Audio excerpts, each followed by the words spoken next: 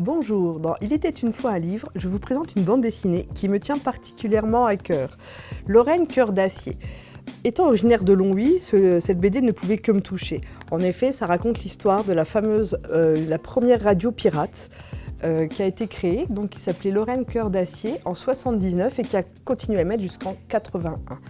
Les auteurs, donc on a l'illustrateur Vincent Bailly qui est très connu, et Tristan Thiel qui lui a fait un travail de documentation en rencontrant des acteurs de cette période, des gens qui avaient vécu cette période, ont créé donc cette histoire en s'inspirant de faits réels. Et c'est vraiment passionnant, surtout quand on a vécu ça. Moi j'ai des vagues souvenirs, j'étais petite, j'avais 7 ans, donc je me souviens mes parents écoutaient cette radio, qu'il y avait cette radio pirate qui faisait sensation à l'époque. Et sur cette radio, il y a eu des invités comme Krasuki, comme Cohn-Bendit qui sont venus parler effectivement. Et tous les ouvriers qui étaient en grève et qui avaient dressé des sortes de barricades étaient sur la place de Longwyot. Et écouter donc les émissions en direct. Donc c'est une BD vraiment intéressante sur cette part d'histoire du PIO. C'est très intéressant, l'histoire est très bien construite et ça nous replonge complètement. Moi, ça m'a replongé complètement en enfance.